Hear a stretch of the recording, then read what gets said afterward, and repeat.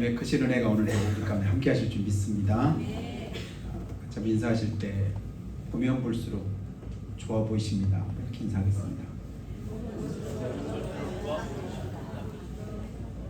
기분이 나쁘신가요? 볼수록 좋아지시기를 주며 축복합니다. 볼수록 기분이 나쁘네 이러면 안 되잖아요. 볼수록 좋은 사람 되시기를 예수님의 축복합니다. 사람은 알게 모르게 누군가에게 실망을 주기도 하고 또 다른 사람을 실망을 시키기도 합니다. 실망이라는 말은 무슨 말이죠? 기대한 것과 다르다 그런 뜻이기도 합니다. 그러니까 기대가 없으면 사실은 실망도 없잖아요. 내가 어느 정도 기대하는 바가 있는데 거기에 미치지 못할 때 실망을 느낍니다. 마찬가지로 오늘 우리가 사람 사이에서 그런 이제 실망감을 느끼는 것처럼 하나님이 우리를 보실 때는 어떠실까? 그 하나님의 마음을 우리가 한번 생각해 보면 좋을 것 같습니다. 그러니까 하나님이 보실 때 내 모습은 실망스러울까요? 아니면 하나님에게 기쁨이 될까요? 각자 우리 자신들의 삶이 하나님 내가 너 보니까 참 실망스럽다 이렇게 말씀하실까? 아니면 내가 너 보니까 참 기대감도 있고 그리고 기분이 좋다 참 기쁘다 이렇게 말씀하실까요? 자, 주님이 보시는 내 모습이 어떤가 오늘 말씀을 통해서 다시 한번 생각해 보면 좋을 것 같습니다. 자, 우리가 자주 보았던 그 말씀 가운데 하나인데요, 포도원의 노래라고 이름 붙여진 그런 이제 말씀인데, 아주 기름진 산에 극상품 포도나무 가장 좋은 그런 품종을 심어놓고 거기다 온 심혈을 다 기울여서 포도밭을 일구었습니다. 할 수 있는 최선을 다하고 또 투자할 모든 걸 거기다가 온전히 다 투자해놓고 그리고 나서 이제는 기다리는 거 하나밖에 없는 거예요. 그러니까 온 심혈을 거기다 다 기울이고 전심을 거기다 다 두었기 때문에 결과가 나쁘리라고는 전혀 생각을 안 했습니다. 땅도 기름지고 품종도 좋은 극상품이고 거기다 그냥 노버더가 일꾼들 데려다가 울타리도 만들고 김도 잘 메고 그리고 나중에 이제 열매 거두고 나면 이제 저장해 둘 그런 저장고나 술틀이나 이런 걸 다 마련해 놓고 이제 한 가지 기다리는 것밖에 없습니다. 추수 때가 되었습니다. 기대했던 대로 엄청나게 많은 열매가 주렁주렁 맺힐 거라고 생각을 했는데 기대와는 전혀 다른 모습이 오늘 말씀에서 우리에게 보여지고 있습니다. 포도 품종이 극상품이라겠죠? 최고 좋은 거예요. 근데 맺혀진 열매는 뭐라고요? 무슨 열매? 좋은 포도를 맺기를 바랬더니 무슨 포도를 맺었더라? 들포도를 맺었더라. 들포도라고 하니까 우리는 잘 이해가 안 되는데 우리식으로 말하면 개포도를 맺었더라. 복숭아도 똑같은 복숭아가 아니잖아요. 진짜 좋은 복숭아는 진짜 크고 맛도 달고 시지 않습니다. 그런데 개자가 붙으면 별게 아닌 거예요. 참 훌륭한 자식이에요. 이럴 때는 괜찮아요. 근데 거기다가 그러면 이게 참 이상해집니다. 우리가 볼 때 그렇잖아요. 그러니까 하나님이 보실 때도 오늘 말씀이 그런 거예요. 진짜 아니 내가 할 만큼 다 하고 진짜 필요한 은혜를 다 베풀었는데 왜 그럴까? 그러니까 기대가 크면 뭐도 클까요? 실망도 큰 거예요. 아예 기대를 안 하면 실망 자체도 안 하는데 잔뜩 기대를 했는데 그 기대에 미치지 못할 때 그 반비례로 실망도 그만큼 큰 법이죠. 그러니까 이 농부가 화가 난 거예요. 분이 치밀. 왜냐면 그렇게 사랑을 거기다 쏟아붓고 마음을 거기다 다 했는데도 불구하고 그냥 자연스럽게 당연하게 맺혀야 될 그 열매가 아니라 들포도 개포도를 맺었으니 먹을 수도 없고 가치도 전혀 없으니 이거는 쓸 수가 없는 거예요. 내가 이제 더 이상 여기다가 마음 둘 일이 아니구나. 접어야 되겠다. 그 마음을 가진 거예요. 그래서 이제 울타리 했던 것도 다 그냥 허물어 버리고 더 이상 거기다가 이제 물도 주지 않고 비료도 안 주고 그리고 구름을 명해서 더 이상 비도 안 내리다가 여러 가지로 거기다가 쏟았던 그 마음과는 전혀 다르게 이제는 아예 신경을 안 쓰겠다. 이렇게 말씀하시면서 하는 말씀이 7절을 보면 물은 만군의 여호와의 포도원은 이스라엘 족속이요 그가 기뻐하시는 나무는 유다 사람이라. 포도나무를 포도원을 말씀하시는 줄 알았더니 사실은 포도원을 말씀하는 게 아니라 누구를 말씀하는 거예요?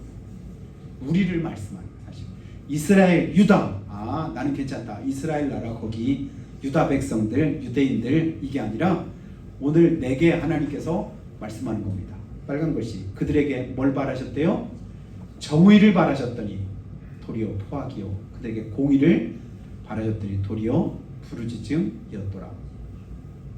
그러니까 바램과는 정반대의 결과가 나타나고 그렇게 보여졌다. 이게 이제 오늘 우리의 삶을 두고 주님께서 이 포도원을 가지고 우리에게 깨닫게 하시는 그런 말씀을 주시는데요. 이 말씀에서 여러분 느끼는 그 느낌은 어떨까요? 다 망한 것 같나요? 다 끝난 것 같나요? 이제는 더 이상 기대할 게 없나요? 오늘 말씀만 뭐 어쩌면 그런 것 같아요.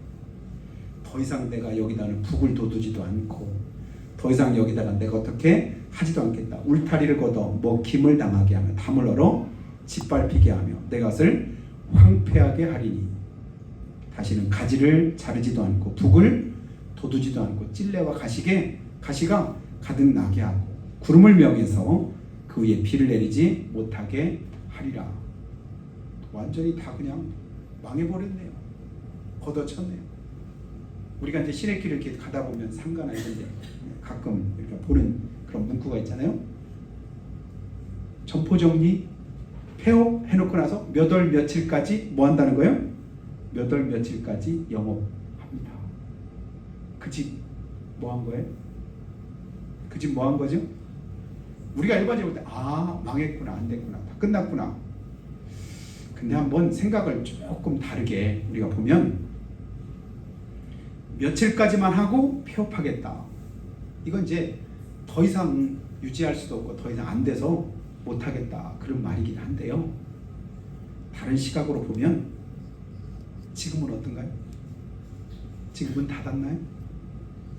지금 다 끝났나요? 그런데 그래도 아직은 뭐 하는 거예요? 아직은 그래도 문이 열려 있는 거예요. 아직은 그래도 문을 폐업해서 닫은 게 아니에요. 몇 월 며칠까지 여기에 우리의 희망을 걸게 되기를 주님의 축복합니다. 지금 다 끝난 게 아니에요. 그래도 몇 월 며칠까지는 아직은 나한테 주어진 시간이 있어. 그게 우리의 희망이 될 수 있기를 주님의 축복합니다. 여기서 다 끝났구나, 다 세웠구나, 문제 없구나 이렇게 포기할 그때가 아니라 그래도 거기까지만큼은 그래도 소망이다. 그 소망을 어디에서 찾을 수 있을까요? 누가복음 23장 41절에 보니까 예수님이 십자가에서 못 박혔는데 오른편과 왼쪽에 예수님과 똑같이 강도 둘이 십자가에 못 박혔습니다. 예수님은 죄 없이 달리셨지만 오른편과 왼편에 달린 그 강도는 죄가 있어요 없어요? 아주 흉악한 죄를 지었기 때문에 누구나 다 인정할 만한, 근데 본인들도 그 죄를 사실 알아요.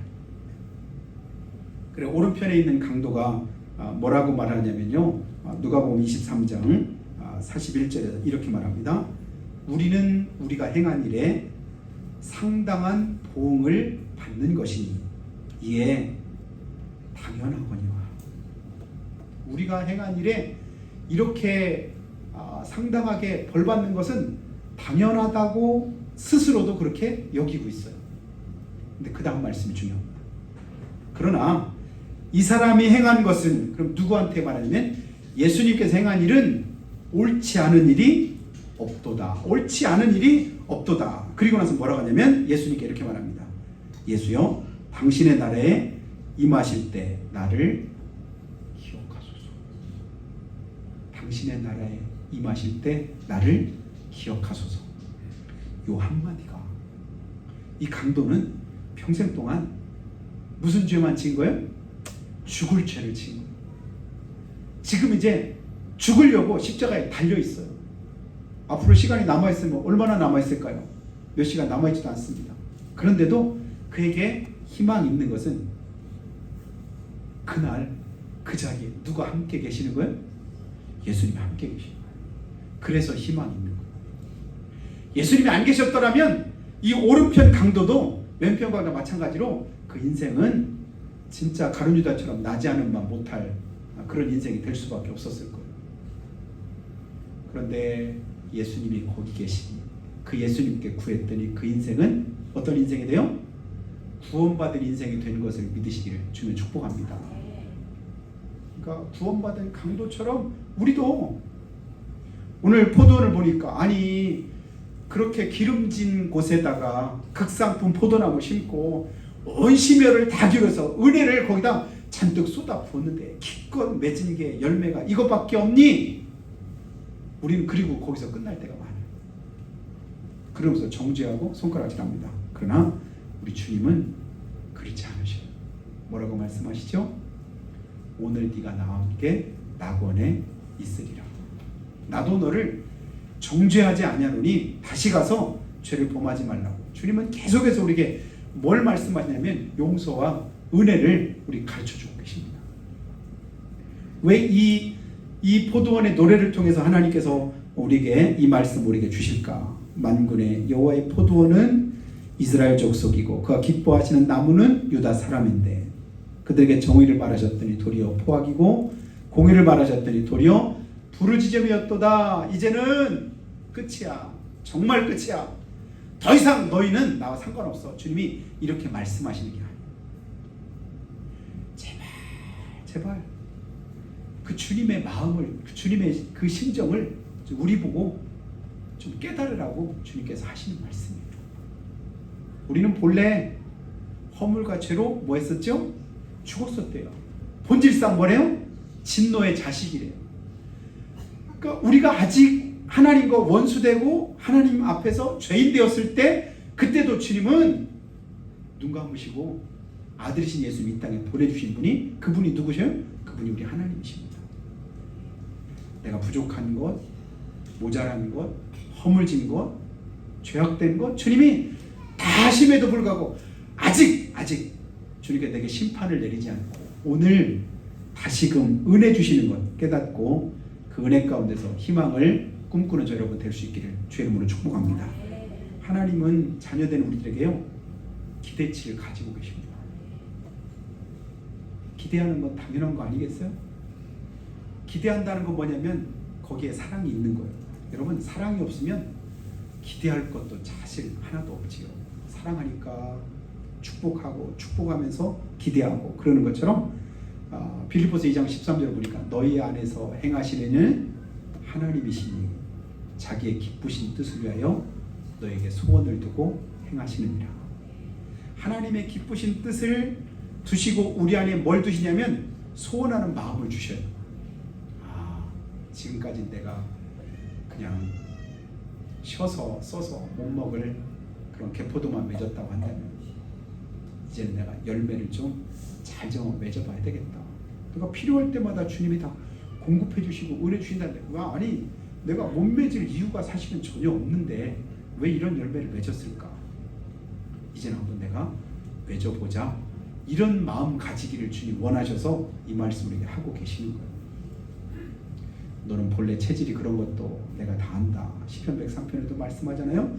너는 먼지뿐이다. 너는 아무것도 할 수 없는 연약함이 내 속에 있다. 주님이 다 아시면서 몰라서 그냥 속으면서 하시는 말씀이 아니라 다 아시고 또 말씀하시고 또 말씀하시는 건 뭐냐면 그래도 아직 내 안에 뭐가 있다고 믿기 때문에, 가능성이 있고 희망이 있다고 믿기 때문에 주님은 우리에게 이런 말씀을 주고 계시는 줄 믿습니다.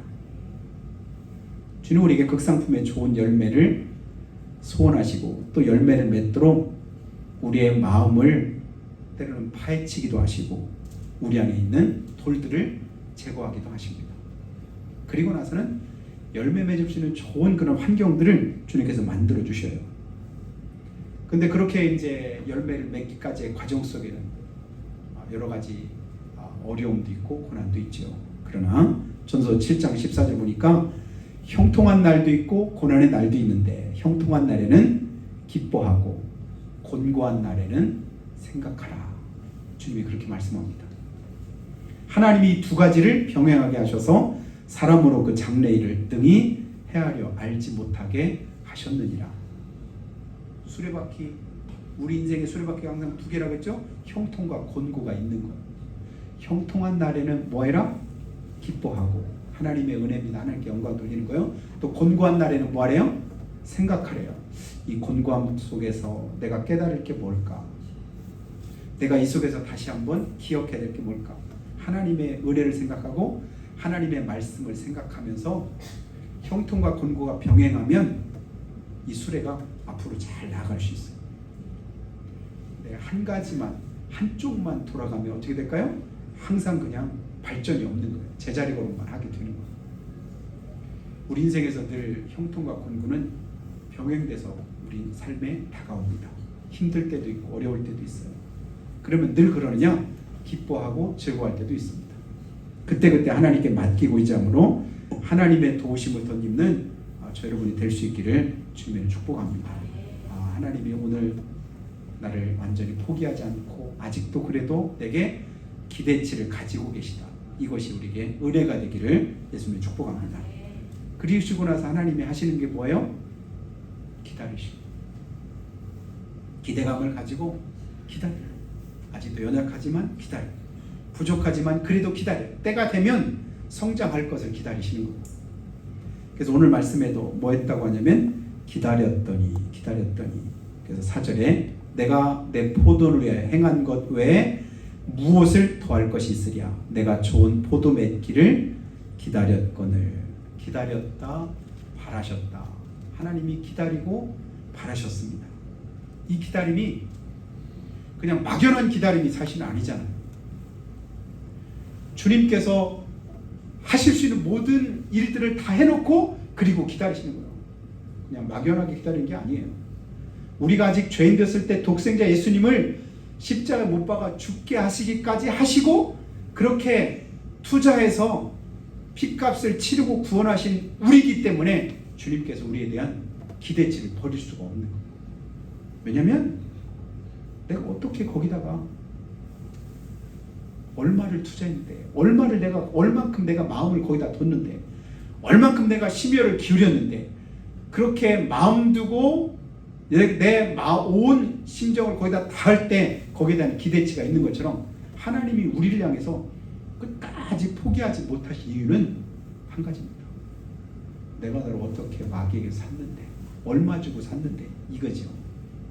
핏값으로 사셨습니다. 가장 귀하고 값진 은혜를 우리 가운데 하나님이 지불을 하신 거예요. 뭐 싸구려 같으면 별거 아닌 것 같으면 그냥 그거 본체만치 할 수도 있죠. 오늘 새벽에 보니까 1층에 교육관에 이렇게 황금꽂이 거기인데 맨 끝쪽에 이렇게 보니까 아주 더러운 10원짜리가 하나 있는 거예요. 그래서 저걸 내가 주워서 버릴까 만지기도 더러워. 먼지가 오래돼가지고 먼지가 찬스는 맨 끝에 그 밑에 있더라고요. 그래서 저걸 어떡할까? 그래도 돈인데 내가 손을 잡을까 말까 고민하다가 그냥 놔뒀어. 근데 버리고 싶어. 더러워. 얼마짜린데? 근데 만약에 그게 10원짜리가 금덩어리라면 어떻게 했을까요? 이거 누가 볼까 무섭지, 그죠? 그냥 둘 리가 없죠. 아마 몇 년 동안 거기 있었던 것 같아. 면접에서 먼지가 닿던데, 근데 그대로 있는데 그래도 그냥 뒀어요. 왜냐면 10원의 가치가 우리에게는 아무것도 아닌 거예요. 별 볼 일 없는 거예요. 근데 하나님이 우리를 보실 때는 어떻다고 하셔요? 보배롭고 존귀하다고 말씀하셔요. 왕 같은 제사장이라잖아요. 하나님께서 우리를 보배롭고 존귀하게 여기시는 이유는 다른 거 없어요. 한 가지밖에 없어요. 아들이신 예수님이 십자가 못 박아 죽으심으로 구원한 하나님의 자녀이기 때문에 그래요. 그러니까 애지중지하는 거예요. 그냥 모른 척 할 수도 있거든요. 그냥 에이 하면서 그냥 지나갈 수도 있거든. 그런데 그게 안 돼. 왜요? 자녀거든. 값비싼 대가를 주님이 지불하시고 구원하신 하나님의 백성이거든요. 어떻게 핏값으로 사왔는데 다시 마귀한테 뺏길 수 있겠냐고. 그러니까 주님이 우리를 보시는 눈이 다르신 거예요. 그래서 기다리고 또 기다리고 한번 끝까지 기다리면 포기하지 않는 거예요. 그 하나님의 마음이 탕자의 피를 통해서 우리에게 잘 전해지고 있잖아요. 여러분 아버지도 돌아가시기 전에 그냥 유산 받아가지고 도망가서 그냥 소식도 끊고 수년 동안 지내다가 죽었는지 살았는지도 모르는 그 아들이 나중에 그냥 그거 다 창기와 말아먹고 그냥 가치 있는 일에 쓴 것도 아니고 그냥 그렇게 허랑방탕하게 없애고 난 이후에 돌아오는 그 자식을 이쁘다고 할 사람이 누가 있겠습니까? 그 형이 말하잖아요. 형이 아니 자식까지도 않은 자기 동생인데도 불구하고 사람 취급 안 하잖아요. 근데 그 아버지는 다릅니다. 아버지는 가장 좋은 옷 입히고 금가락지 은가락지 끼우고 송아지 잡아서 잔치 베푸고 이게 하나님의 마음일진데 그 하나님의 기다리심에 저 여러분이 순종해서 나아가는 복된 삶 되시기를 주님의 축복합니다. 주실 수 있는 모든 걸 주님이 다 주셨대요. 너에게 무엇을 더할 것이 있으랴. 필요한 것 다 주셨다는 거. 그래서 다윗이 범죄하고 난 이후에 나단 선지자를 통해서 하나님 주셨던 말씀이 뭐예요? 너 목동이었을 때 내가 들어서 나라의 최고 자리에 왕으로 세웠는데 그리고 너한테 필요한 것들을 하나님이 다 주셨는데 또 더 필요한 거 있으면 더 줄진데 그런데 뭐가 아쉬워서 그러면서 그 죄 가운데 빠졌느냐 이렇게 책망하시는 장면이 있잖아요. 더 구하고 필요했더라면 또 주셨을진데 그 하나님의 은혜를 구하지 않고 자기 욕심에 사로잡히니까 하나님의 은혜에서 멀어집니다. 나 하나님이 그리스도 예수 안에서 영광 가운데 그 풍성한데 우리 모든 쓸 것을 다 채우시리라고 비로소상 19절에 말씀하셨는데요. 내게 필요한 것은 누가 공급해 주신다? 하나님께서 공급해 주신다. 때에 맞는 은혜를 주님이 주신다. 그 약속이 우리에게 주어졌는데 자꾸만 우리는 그 하나님의 은혜는 놔두고 내가 뭔가를 이루려고 하다가 죄 가운데 빠질 때가 많습니다.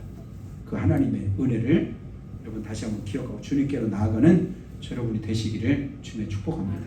주님 오늘도 기다리시면서 우리에게 말씀하셔요.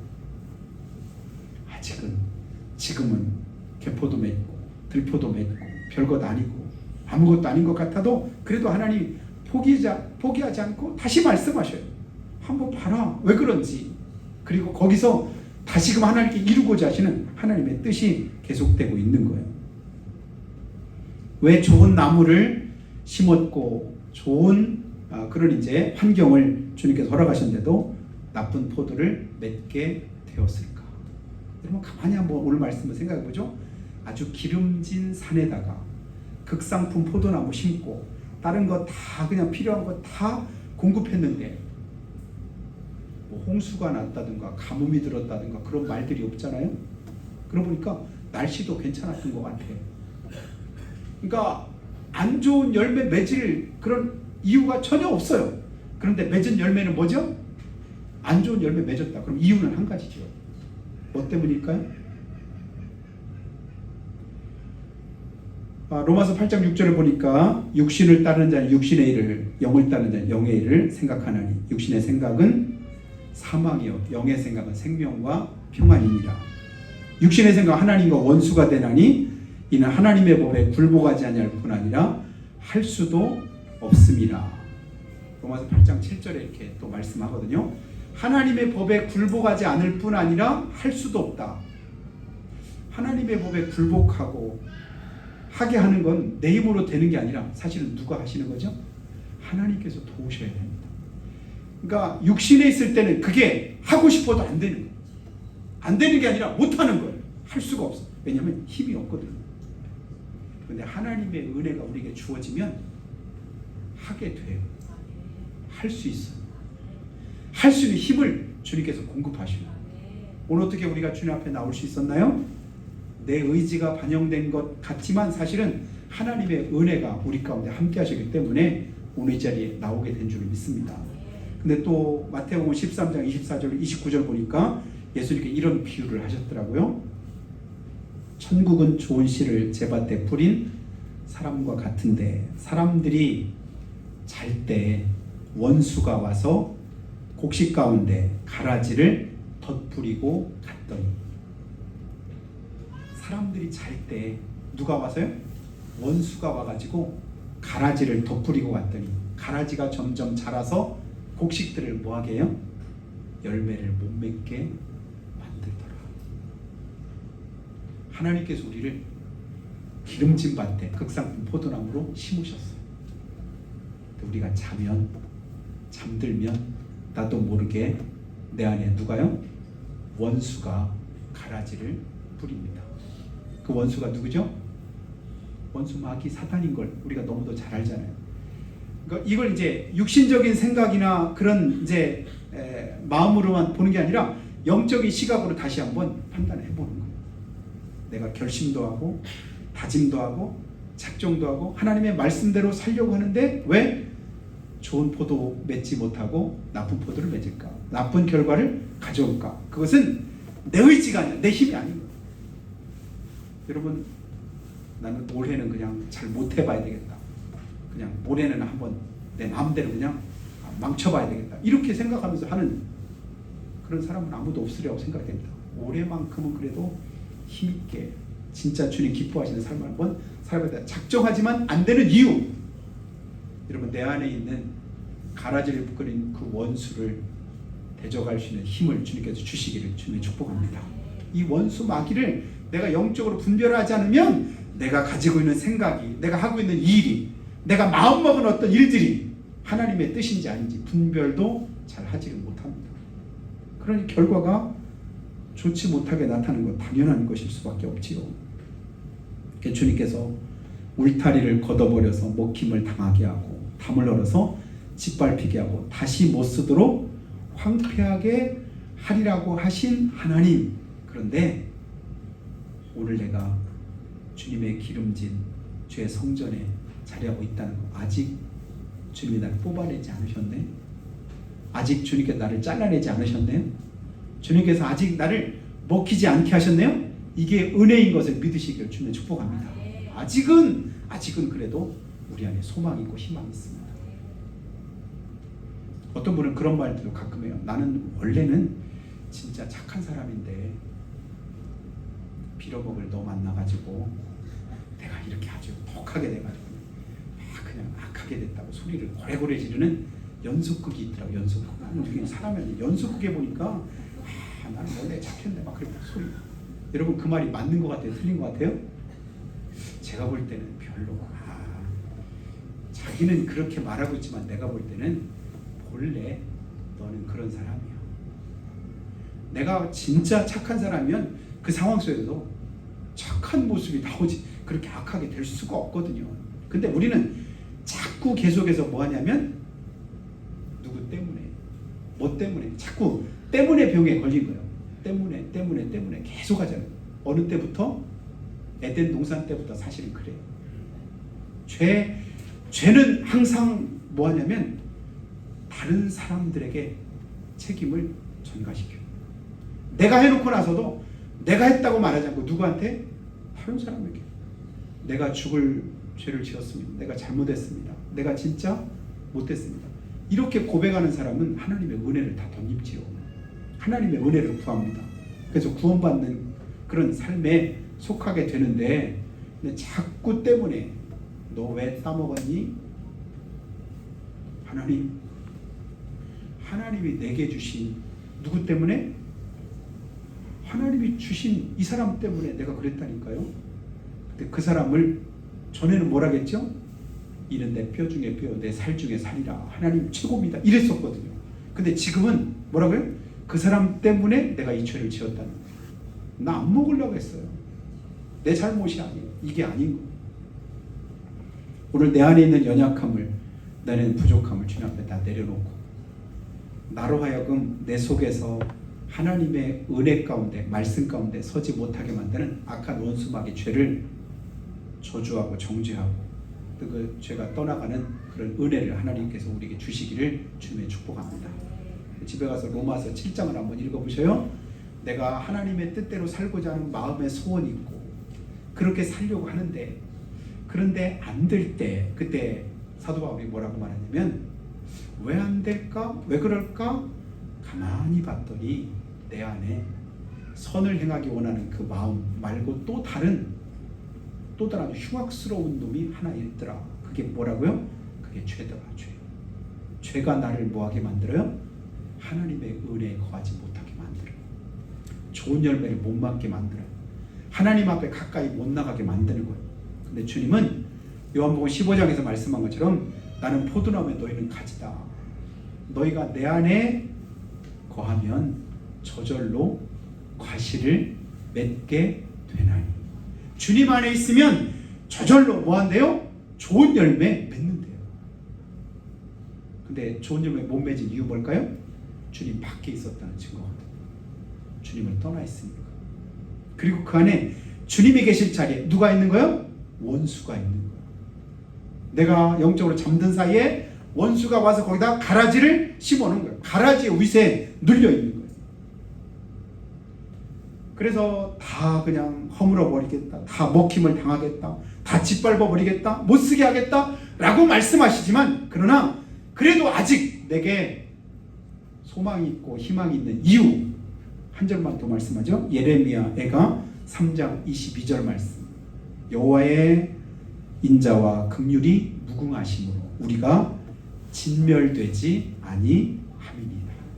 하나님의 자비하심과 긍휼은 뭐 하시대요? 무궁하시대. 끝이 없대요. 거기까지도 하나님은 참으시는 거예요. 거기까지도 기다려주시는 거예요. 거기까지도 용서하시는 거예요. 그리고 말씀하십니다. 그 은혜 가운데 거하라고. 그래서 누구든지 주님 앞에 나와서 주의 이름을 부르면 구원을 받고 하나님의 은혜 가운데 거하는 복된 삶인 것 믿고 아직 그래도 내 안에는 희망이 있다. 이 믿음 가지고 한 주간도 승리하시는 여러분 다 되시기를 예수님의 이름으로 축복합니다. 같이 한번 기도할 때 하나님 여호와의 인자와 긍휼이 무궁하심으로 우리가 진멸되지 않는다고 말씀하셨는데 그렇게 아직은 그래도 기다려줄 만하고 참아줄 만하시지만 그러나 언제까지 그러실지 아무도 모릅니다. 오늘까지일 수도 있고 올해까지만일 수도 있습니다. 그때가 이르기 전 만회할 수 있는 절호의 기회를 우리가 놓치지 않는 그런 은혜가 우리에게 주어지기를 기도합니다. 많은 열매가 문제가 아니라 단 한 송이를 맺더라도 제대로 된 열매를 우리가 맺을 수 있도록 주님 도와주시고 우리가 하나님 앞에서 최상의 열매를 맺기만 하면 하나님은 더 많은 열매를 맺도록 우리를 도우실 줄 믿습니다. 하나님이 끝까지 포기하지 않고 지금도 여전히 우리와 함께 하시기에 아직 그래도 우리에게 희망이 있음을 감사드리며 주님 의지합니다. 도와 주시옵소서. 한 목소리로 고백하고 기도하겠습니다.